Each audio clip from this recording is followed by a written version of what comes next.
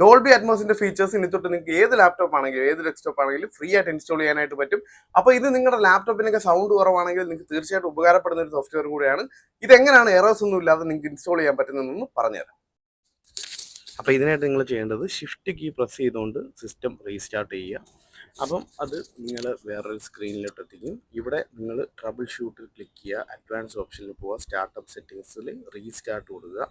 അപ്പോൾ റീസ്റ്റാർട്ടായി വരുമ്പോൾ സ്ക്രീനിൽ തന്നെ നിങ്ങൾക്ക് ഇങ്ങനെ ഒരു ഓപ്ഷൻ വരും. ഇത് നിങ്ങൾ F7 അല്ലെങ്കിൽ 7 ചെയ്യുക. ഇത് നമ്മൾ ഡ്രൈവർ സിഗ്നേച്ചർ വെരിഫിക്കേഷൻ ഓഫ് ആക്കാനാണ് ചെയ്യുന്നത്. ശേഷം നിങ്ങൾ സിസ്റ്റം ഓൺ ആയതിനു ശേഷം ഡിവൈസ് മാനേജറിൽ പോവുക, ഓഡിയോ ഡ്രൈവർ സെലക്ട് ചെയ്യുക, റൈറ്റ് ക്ലിക്ക് ചെയ്ത് അപ്ഡേറ്റ് ഡ്രൈവർ കൊടുക്കുക. എന്നിട്ട് നമ്മൾ ഈ ഒരു ഫയൽ നമ്മൾ ടെലിഗ്രാം ചാനലിൽ കൊടുത്തിട്ടുണ്ട്, അത് ഡൗൺലോഡ് ചെയ്ത് സേവ് ചെയ്തേക്കുക. എന്നിട്ട് ആ ഒരു ഫയൽ നിങ്ങൾ സെലക്ട് ചെയ്ത് ഡ്രൈവർ സെക്ഷനിൽ പോയിട്ട് HD info എന്ന് പറഞ്ഞിട്ടുള്ള ഈ ഒരു ഫയൽ കൊടുത്തിട്ട് നെക്സ്റ്റ് കൊടുക്കുക.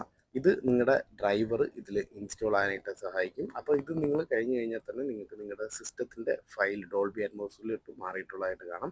ശേഷം നിങ്ങൾ ഈ ഒരു ഫോൾഡർ ഓപ്പൺ ചെയ്തിട്ട് ആപ്ലിക്കേഷനായ ഡോൾബി അറ്റ്മോസിൻ്റെ ആപ്ലിക്കേഷൻ കൂടി ഇൻസ്റ്റാൾ ചെയ്യുക.